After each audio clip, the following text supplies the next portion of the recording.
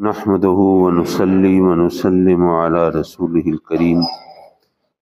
اما بعد فاعوذ بالله من الشيطان الرجيم بسم الله الرحمن الرحيم انك لعلى خلق عظيم صدق الله مولانا العلي العظيم وصدق رسوله النبي الامين ونحن على ذلك لمن الشاهدين والشاكرين والحمد للہ رب العالمین۔ اللہ تبارک و تعالیٰ نے اپنے بندوں کے لیے اپنی رحمتوں کے دروازے کھولنے کے مختلف بہانے تخلیق فرمائے، کیونکہ وہ رحمان ہے، وہ رحیم ہے، اور وہ اپنے بندوں سے، اپنی مخلوق سے ماں کے مقابلے میں 70 گنا زیادہ محبت فرمانے والا ہے۔ اور یہ اب ہمارے سمجھنے کی بات ہے کہ جو ایک ماں ہے وہ اپنے بچوں سے کتنی محبت کرتی ہے، تو جو اس سے 70 گنا زیادہ محبت کرنے والا ہو اس کی محبت کی کیفیت کیا ہوگی۔ اس پر کچھ لوگوں نے یہ سوال کیا کہ جی پھر یہ بتائیے کہ وہ جو جہنم کے اندر جو لوگ ڈالے جائیں گے وہ بھی تو اللہ کی مخلوق ہیں، تو پھر ان کے بارے میں یہ اس بات کو کیسے جسٹیفائی کیا جا سکتا ہے اور منطبق کیا جا سکتا ہے کہ اللہ تبارک و تعالیٰ اپنی مخلوق سے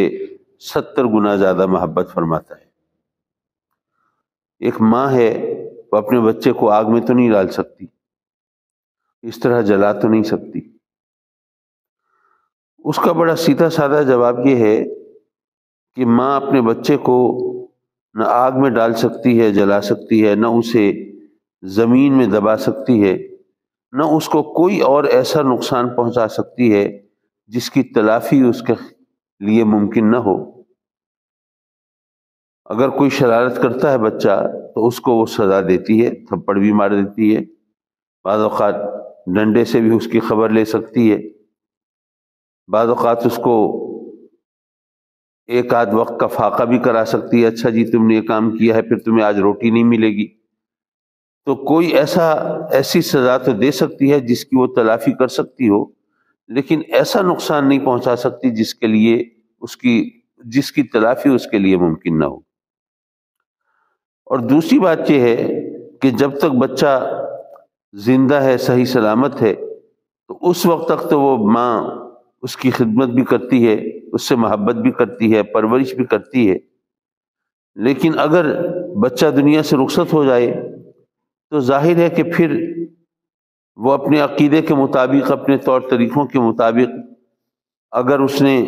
مثلا ہندو ہے تو وہ آگ میں بھی جلا سکتی ہے، اگر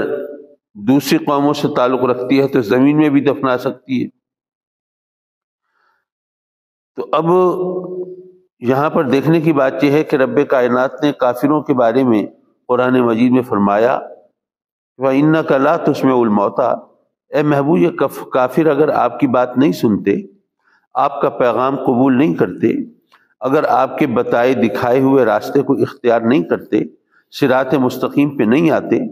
تو آپ کو تو میں نے رحمت مجسم بنا کے بھیجا ہے، تو آپ ان کا دکھ اٹھاتے ہیں اور ان کی فکر میں گھلتے چلے جاتے ہیں، اور اے محبوب ان کے جہنم میں جانے کا اور صراط مستقیم سے بھٹکنے کا جو احساس ہے یہ آپ کو مشکل میں ڈال دیتا ہے، تو اے محبوب آپ ان کی فکر نہ کیجئے، ان کا غم نہ کھائیے، اور ان کے لیے آپ پریشان نہ ہوں، یہ کافر تو مردہ ہیں، آپ ان مردوں کو نہیں سناتے۔ اب یہ بظاہر بڑی عجیب سی بات لگتی ہے کہ کافر مردہ کیسے ہیں؟ بھئی وہ تو زمین پر چلنے پھرنے والے، کھانے پینے والے، بھاگنے دوڑنے والے، جنہوں نے اپنی ہمارے لیے زندگی اجیرن کی ہوئی ہے، وہ خود مردہ ہیں۔ یہ بات بظاہر سمجھ میں نہیں آتی۔ اب یہ اور بات ہے کہ اب یہاں پر ہم زندگی اور موت کے مفہوم کی طرف جائیں کہ حقیقتاً زندگی کسے کہتے ہیں اور موت کیا ہے، لیکن بہرحال کہنے کا مطلب یہ کہ وہ جو کافر ہیں وہ رب کائنات کے فرمان کے مطابق وہ تو زندہ نہیں ہیں، کیونکہ ان کو رب کائنات نے قرآن میں مردہ ارشاد فرما کے اپنے محبوب علیہ الصلوۃ والسلام کو تسلی دی کہ اے محبوب ان کا غم نہ کھائیں، ان کی فکر نہ کریں، آپ ان مردوں کو نہیں سناتے۔ تو کہنے کا مطلب یہ تھا کہ جب بچہ زندہ ہے تو ماں اس کی فکر کرے گی، اس کی دیکھ بھال کرے گی، اس کی خدمت کرے گی، اس کے لیے دکھ اٹھائے گی، تکلیفیں سہے گی، سب کچھ کرے گی اس کی راحت کے لیے، سکون کے لیے، آرام کے لیے، صحت کے لیے، ہر چیز کے لیے۔ لیکن اگر بچہ وہ دنیا سے رخصت ہو جائے، مر جائے، تو ظاہر ہے کہ پھر اس کو جلا بھی سکتی ہے، اس کو دفنا بھی سکتی ہے۔ تو جو کافر ہیں، جب وہ خود رب کائنات کے فرمان کے مطابق، یہ تو اب قرآن ہے نا، اس میں اگر مگر کی گنجائش تو نہیں ہے، اور یہاں پر اگر یہ آیت قرآن میں مجید میں ایک سے زیادہ بار آئی ہے، تو وہاں پر آپ تمام مقامات پر دیکھ لیجئے، تو وہاں پر جو کافروں کو مردہ کہا گیا ہے، یعنی وہ جو جن کی جسم سے روح قبض کی گئی، ان کا ذکر نہیں ہے، بلکہ کافروں کا ذکر ہے کہ کافر مردہ ہیں، آپ ان کو نہیں سناتے، آپ ان کی فکر چھوڑ دیجئے۔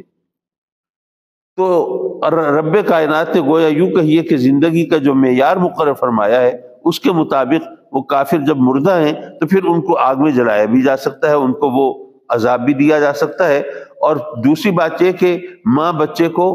وہ سزا دے سکتی ہے جس کی وہ تلافی کر سکے۔ تو رب کائنات کے بارے میں یہ تو کوئی نہیں سوچ سکتا کہ جی وہ کوئی ایسی سزا دے جس کی وہ خود بھی تلافی نہ کر سکے، وہ تو قادر مطلق ہے۔ تو اس لیے اس قسم کا اعتراض رب کائنات کی ذات پر وارد نہیں ہوتا، اور سزا جزا کے حوالے سے یہ بات رکاوٹ نہیں بنتی۔ حضور علیہ الصلوۃ والسلام کو رب کائنات نے ہمارے لیے مثال بنا کر بھیجا۔ اب مثال بنایا تو جیسے میں شاید کسی اور کانٹیکس میں ذکر کیا ہو، حضور علیہ الصلوۃ والسلام کو اللہ تعالیٰ نے ہمارے لیے مثال بنایا، لیکن مال اور دولت کے حوالے سے بظاہر ہمارے ایمان اور یقین کے مطابق، اور آقا کریم کے اپنے فرمان کے مطابق، اور ظاہر ہے سرکار کا فرمان غلط نہیں ہو سکتا کہ وہ چاہیں تو احد کا پہاڑ سونے کا بن کے ان کے ساتھ ساتھ چلے، لیکن بظاہر تو غربت کی اور سادگی کی زندگی گزار رہے ہیں۔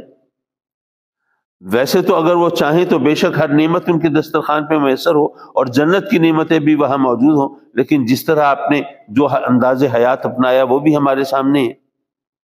بہرحال حضور علیہ الصلوۃ والسلام نے ہمارے درمیان جو زندگی گزاری، وہ ہمارے لیے ایک مثال بنا کر، کیونکہ اگر وہ کر و فر تمطراق خان بان شان و شوکت کی زندگی گزارتے تو پھر ہر شخص وہ اسی کے پیچھے ہوتا نا، کہ بھئی نبی پاک صلی اللہ علیہ وسلم نے جیسی زندگی گزاری ہمیں ویسی زندگی گزارنی ہے، تو ایسی صورت میں ظاہر ہے وہ تو ایسے شان و شوکت سے انہوں نے وقت گزارا، تو ہمیں بھی ان تمام چیزوں کے حصول کے لیے کوشش و کاوش کرنی ہے۔ ہمیں یہ بتایا کہ یہ اللہ کی نعمتوں کا شکر ادا کرو اور کفران نعمت نہ کرو، اور جو نعمتیں تمہیں عطا فرمائے تم ان کو استعمال کرو، اور وہ نعمتیں تمہارے اوپر ظاہر بھی ہونی چاہیے۔ اگر اس نے تمہیں مال دیا ہے، دولت دی ہے، تو تمہیں دیکھ کر کوئی فاقہ کشی کا احساس نہیں ہونا چاہیے، بلکہ وہ اس کی نعمتیں وہ سامنے آنی چاہیے۔ تو یہ چیز تو ہمیں اپنی جگہ دکھائی، لیکن آقا کریم سادگی کی زندگی گزار رہے ہیں تاکہ ہمیں پتہ چلے کہ یہ رب کی بارگاہ میں اگر ہم یہ اس طرح زندگی گزاریں تو یہ بھی کوئی قباحت کی بات نہیں ہے، کوئی برائی کی بات نہیں ہے، اور اس پر کسی کو الزام دینے کی بات بھی نہیں ہے۔ جو اللہ کے محبوب ہے، جب وہ اس طرح زندگی گزار رہے ہیں تو ہمیں ایسی زندگی گزارنی پڑے تو ہمارے لیے اس میں شرمندگی کی کون سی بات ہے؟ ہم لوگوں نے دراصل اپنے پیمانے، اپنے معیار خود بنا لیے ہیں، لیکن ہم حضور علیہ الصلوۃ والسلام کی حیات طیبہ کو اپنے لیے اسوہ حسنہ مانتے ہیں۔ ظاہر قرآن کا فرمان ہے، ماننا تو پڑے گا، لیکن اپنے عمل سے ہم اس کی تائید اور تصدیق کرتے دکھائی نہیں دیتے۔ ہمارا عمل کچھ اور کہتا ہے، ہماری زبان کچھ اور کہتی ہے۔ اب یہاں پر ایک دوغلا پن آ جاتا ہے سامنے، اور یہاں پر پھر ذہن کے اندر بھی کشمکش پیدا ہوتی ہے۔ بہرحال کہنے کا مطلب یہ تھا کہ اگر ہم آقا کریم حضور علیہ الصلوۃ والسلام کی حیات طیبہ کو اپنے لیے حق در حقیقت مثال سمجھتے ہیں، تو اگر ہمیں وہ نعمتیں میسر آئیں، جیسے یہ تو نہیں ہے کہ آقا کریم صلی اللہ علیہ وسلم نے ہر موقع پر صرف جو کی روکھی سوکھی ہی استعمال فرمائی ہو اور آپ نے کوئی اچھا کھانا نہ کھایا ہو زندگی بھر، ایسا تو نہیں ہے، بلکہ آپ کو احادیث سے پتہ چلا ہوگا کہ آقا کریم صلی اللہ علیہ وسلم کو جو کھانے میں زیادہ مرغوب تھا وہ بکری کے شانے کا گوشت، وہ زیادہ دستی جس کو ہم کہتے ہیں، وہ زیادہ مرغوب تھی کھانے میں، تو ظاہر ہے آپ وہ تناول فرماتے تھے۔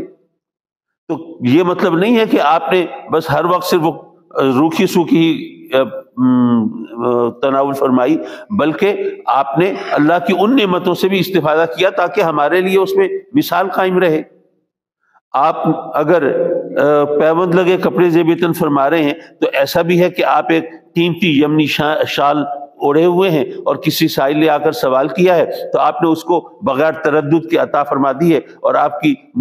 جبین مبارک پر کوئی شکن نہیں آئی ہے اور کوئی ناپسندیدگی کا کوئی احساس بھی نہیں ہوا ہے، آپ نے اس کو بلا تردد عطا فرما دی۔ کہنے کا مطلب یہ کہ اوڑھنے بچھونے میں، کھانے پینے میں آپ نے اچھی چیزیں بھی استعمال فرمائی ہیں، لیکن اگر ان چیزوں کا ذکر زیادہ ہوتا ہے کہ جناب یہ سادگی فنا فنا، تو یہ تو اس لیے کہ کسی کو احساس محرومی نہ ہو۔ اور یہاں پر میں ایک بات بیان، تو ظاہر ہے کہ میں اب واقعات اپنی طرف سے گھڑ کے تو نہیں لا سکتا، وہی چیزیں ہیں جو احادیث میں ہیں اور آپ کی سیرت مبارکہ میں ہیں، لیکن صرف ان کو بار بار بیان کرنے کا مقصد ایک تو ذہن میں راسخ کرنا ہوتا ہے، اور پھر ان سے جو نتیجہ نکلتا ہے اس کی طرف متوجہ کرنا ہوتا ہے۔ نبی پاک صلی اللہ علیہ وسلم کو رب کائنات نے کس طرح نوازا، اس کا تو ہم بحیثیت مسلمان تو ہم سب مانتے ہیں، لیکن یہ کہ ایک عام آدمی یہ سوچتا ہے نا کہ جی وہ چونکہ تبلیغ کر رہے ہیں، چونکہ دین کے بارے میں پیغام دے رہے ہیں، تو اس لیے آپ اسی انداز سے زندگی بسر فرما رہے ہیں اور آپ کی خصوصیات بھی اسی حوالے سے ہوں گی۔ لیکن وہ واقعہ کہ آپ کے زمانے میں ایک پہلوان ہے جس کا نام ہے رکانہ، اور بڑا طاقتور، بڑا شہزور ہے، اور اتنا طاقتور اور شہزور پہلوان ہے کہ آس پاس کے علاقے میں دور دراز تک کوئی اس کے مقابلے کا، اس کے جوڑ کا پہلوان نہیں ہے، کوئی اس کے سامنے اکھاڑے میں اترنے کی جرت نہیں کرتا، اور اگر کوئی آئے تو فوراً اس کو خاک چٹا دیتا ہے اور اس کی پیٹھ زمین سے لگا دیتا ہے اور اس کو ہرا دیتا ہے۔ اور کتابوں میں یہ تک لکھا ہے کہ اس کی طاقت کا عالم یہ تھا کہ وہ ایک جانور کی کھال بچھا کر اس کے اوپر کھڑا ہو جاتا ہے اور لوگوں سے کہتا ہے کہ اب یہ کھال کھینچو۔ اب آپ سوچئے، آپ کھڑے ہوں کہ کسی کارپیٹ پر، کسی کھال پر، کسی ایسی چیز پر، اور آپ کسی سے کہیں وہ کھال کھینچو یا کارپیٹ، وہ قالین کھینچو، تو کوئی کھینچے تو پھر اس کا کیا نتیجہ نکلے گا؟ ظاہر ہے وہ جب کھینچے گی تو آدمی چاروں خانے چت پڑا ہوگا بیچارہ زمین پر۔ لیکن کتابوں میں لکھا ہے کہ جب لوگ مل کے، کوئی ایک آدھ بندے کی تو بس کی بات ہوتی نہیں تھی، لوگ مل کے وہ کھال کھینچتے تھے تو کھال پھٹ جاتی تھی لیکن رکانہ کے قدموں میں جوبش نہیں ہوتی تھی۔ اب ایسا شخص ہے، اب آقا کریم صلی اللہ علیہ وسلم ابھی اپنی مکی زندگی میں ہے، ابھی مدینہ ہجرت نہیں فرمائی ہے، اور وہ ظاہر آپ جانتے ہیں کہ جو ایسے پہلوان وغیرہ ہوتے ہیں عام طور پر علاقے کے سردار وغیرہ ان کی سرپرستی کرتے ہیں اور ان کے سر پہ ہاتھ رکھتے ہیں، تو اسی طرح جو مکے کے جو سردار ہیں وہ رکانہ کی سرپرستی کرتے ہیں، اور جو سردار لوگ ہیں ان میں سے تو اکثر وہی ہیں جو آقا کریم صلی اللہ علیہ وسلم کے سخت دشمن ہیں اور مخالف ہیں۔ اب اتفاق ایسا ہے کہ مکے کی کنٹری سائیڈ میں، اس کے آس پاس مضافات میں آقا کریم صلی اللہ علیہ وسلم کہیں تشریف لا رہے ہیں اور اتفاق سے رکانہ کا سامنا ہو جاتا ہے۔ آقا کریم صلی اللہ علیہ وسلم اس کو اپنی فرض نبوت کی تکمیل کے لیے اس کو اسلام کی طرف دعوت دیتے ہیں اور اس کو بتاتے ہیں کہ بھئی دیکھو، یہ بتوں کی پوجا کرتے ہو، جو مکھی نہیں اڑا سکتے، جو ایک قدم ہل نہیں سکتے، وہ تمہارے لیے کیا کریں گے؟ تو تم بتوں کی پوجا چھوڑو اور اس وحدہ لا شریک کی بارگاہ میں جھکو کہ جس نے تمام کائنات تخلیق فرمائی۔ اس نے کہا کہ جی میں تو پہلوان آدمی ہوں، موٹی عقل کا آدمی ہوں، مجھے تو تمام فلسفے سمجھ نہیں آتی، یہ تمام چیزیں میری عقل میں نہیں آتی، میں تو یہ جانتا ہوں کہ کوئی مجھے ہرا دے تو میں اس کی بات مانوں گا، اور جس کو میں ہرا دوں اس کو میری بات ماننی چاہیے۔ آقا کریم اس کا ظاہر ہے وہ اتنا بڑا پہلوان، ایسا طاقتور، ایسا شہزور کہ دور دور تک کوئی اس کے مقابلے میں اکھاڑے میں اترنے والا نہ ہو، تو اس نے تو ایک طرح سے ٹھٹھا کیا، مذاق کیا کہ بھئی آپ مجھے کہہ رہے ہیں تو آئیے پھر ذرا اکھاڑے میں پھر پتہ چلے گا۔ آقا کریم صلی اللہ علیہ وسلم نے فرمایا کہ اچھا چلو، اگر ایسا ہے، اگر تمہیں ہدایت اکھاڑے میں اترنے سے ملتی ہے تو چلو یہ شوق بھی پورا کر لو۔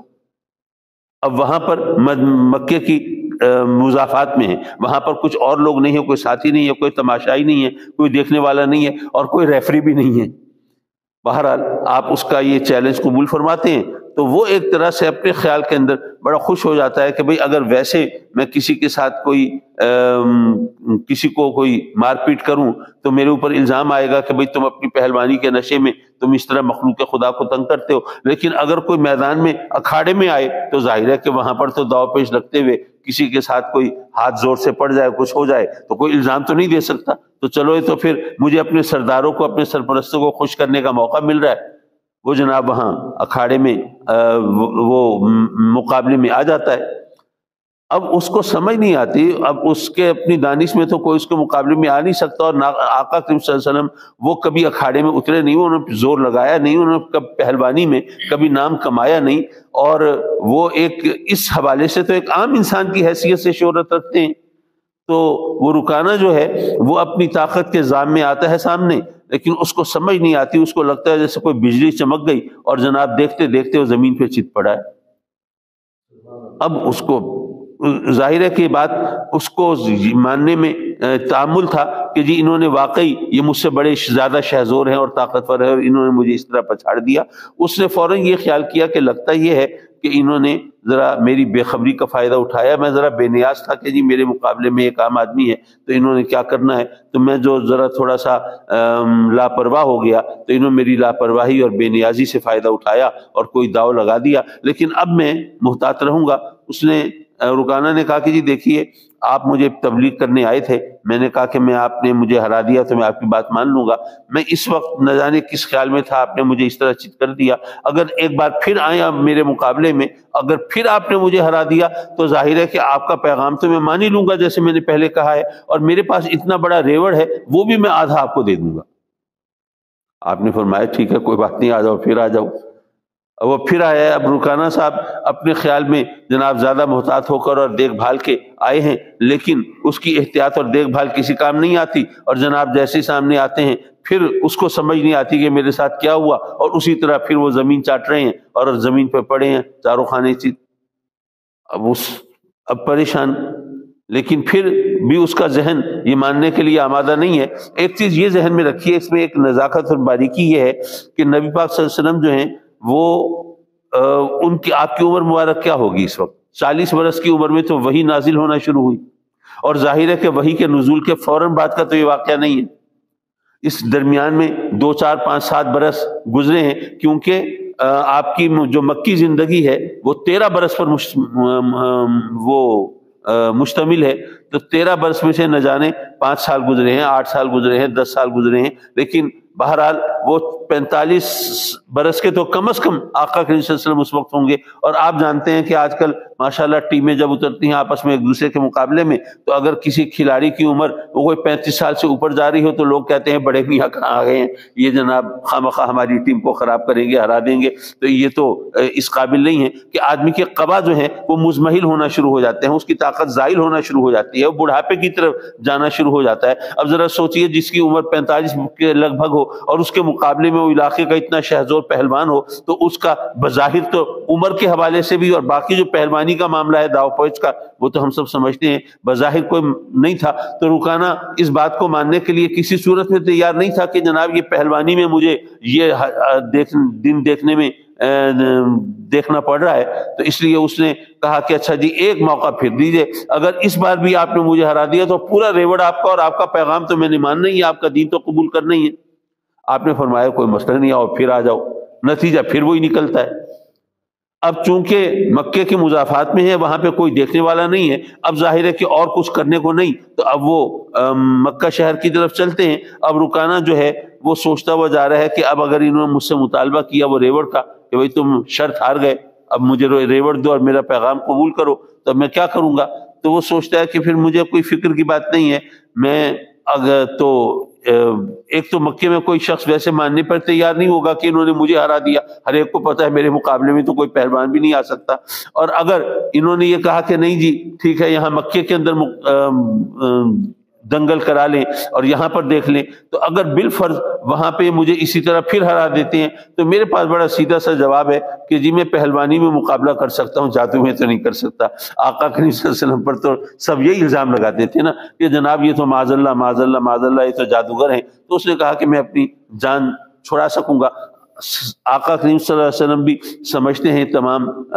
اور آپ کو رب کائنات نے گویا یہ سب چیز کا علم دیا ہوا ہے، اس لیے وہ اس سے نہ وہ ریوڑ کا تقاضا کرتے ہیں نہ کچھ۔ ظاہر ہے کہ آپ نے تو تبلیغ کرنی ہے، کوئی مان لے آپ کی بات اور آپ کے دکھائے ہوئے راستے پہ چل پڑے تو سبحان اللہ، وہ اپنے ساتھ بھلائی کر رہا ہے اور اپنے آپ کو نار جہنم سے محفوظ رکھ رہا ہے، اور اگر نہیں مانتا تو ٹھیک ہے، اس نے اپنا ٹھکانہ خود جہنم میں بنایا ہے۔ تو حضور علیہ الصلوۃ والسلام کی حیات مبارکہ کا یہ پہلو اس طرح عام طور پر لوگوں کے سامنے نہیں آتا۔ میں کہنا یہ چاہتا تھا کہ وہ آقا کریم صلی اللہ علیہ وسلم کے پہلو، جیسے اب آپ کی تبلیغ ہے، آپ کا حسن اخلاق ہے، لوگوں سے آپ کی ڈیلنگ ہے، آپ کی مروت ہے، آپ کی شرافت ہے، آپ کی یہ شائستگی ہے، آپ کی نرم خوئی ہے، اور آپ کی شائستہ کلامی ہے، یہ تمام چیزیں تو ہم سب جانتے ہیں، لیکن رب کائنات نے اپنے محبوب علیہ الصلوۃ والسلام کو کسی بھی حوالے سے کسی سے کمتر نہیں رکھا ہے کہ بھئی بظاہر یہ جناب پہلوانی آپ کا شعبہ نہیں ہے، اور ظاہر ہے کہ ایک شخص جو تبلیغ کر رہا ہو، جو لوگوں کو دین کے راستے پہ، بھلائی کے راستے پر، ہدایت کے راستے پر بلا رہا ہو، اس کے بارے میں یہ خیال کرنا کہ نہیں جناب یہ بڑا شہزور پہلوان ہوگا یا اس طرح بڑے پہلوانوں کو خاک چٹا سکتا ہوگا، یہ بات ذہن میں نہیں آتی۔ لیکن ایسے واقعات میرے آقا کریم صلی اللہ علیہ وسلم کی حیات طیبہ میں مل جاتے ہیں جس سے پتہ چلے کہ کوئی بھی میدان ہو، میرے آقا کریم صلی اللہ علیہ وسلم کسی بھی میدان میں کسی سے پیچھے نہیں ہیں۔ اگر ہم ان کی پیروی کریں، آپ کے پیغام کو قبول کریں، تو انشاءاللہ العزیز ہم دین و دنیا میں سرخروئی نصیب کریں گے اور اللہ کی رحمتوں سے حصہ پائیں گے۔ اللہم صلی علی سیدنا و مولانا محمد وعلی آل سیدنا و مولانا محمد وبارک وسلم وصلی علیہ۔ ربنا آتنا فی الدنیا حسنہ وفی الآخرۃ حسنہ وقنا عذاب النار۔ مولا کریم اپنے کرم سے ہمیں دونوں جہانوں کی بھلائی عطا فرما، دین و دنیا کی نعمتیں عطا فرما، اپنے انعام و اکرام سے سرفراز فرما، اپنے قہر و غضب سے، اپنی پکڑ سے محفوظ فرما۔ میرے مولا اپنے کرم سے اس ماہ مقدس کو ہمارے لیے شاہد خیر بنا، اور اس کی رحمتیں برکتیں ہمارے دامن میں بھر دے۔ میرے مولا اپنے کرم سے ہماری نمازیں قبول فرما، ہماری تراویح قبول فرما، ہمارے روزے قبول فرما۔ مولا اس سحری کے وقت سے ابھی ہم فارغ ہوئے ہیں، مولا تو جانتا ہے ہم نے یہ تیرے احکام کی تعمیل میں ہم اٹھے، ہم نے اپنی نیند بھی چھوڑی اور آقا صلی اللہ علیہ وسلم کی سنت پر عمل کیا، سحری کھائی اور استعمال کی۔ مولا یہ اس میں ہم سے کوتاہیاں بھی ہوئی ہوں گی، لغزشیں بھی ہوئی ہوں گی، ہماری لغزشوں سے درگزر فرما اور اپنے انعام و اکرام سے سرفراز فرما۔ ہمیں خوشیوں اور سکھ عطا فرما، ہم نے جو تیری رحمتوں سے امیدیں باندھی ہیں وہ پوری فرما، جو کچھ ہماری حاجتیں ہیں مولا پوری کر دے، جو مرادیں ہیں پوری کر دے، جو ہماری مشکلات ہیں وہ آسان کر دے، اور جو دکھ ہیں وہ دور کر دے، اور جو مسائل ہیں وہ حل فرما دے۔ آمین آمین آمین یا رب العالمین۔ وصلی اللہ تعالی علی خیر خلقہ ونور عرشہ محمد وآلہ وصحبہ اجمعین، آمین برحمتک یا ارحم الراحمین۔ لا الہ الا اللہ۔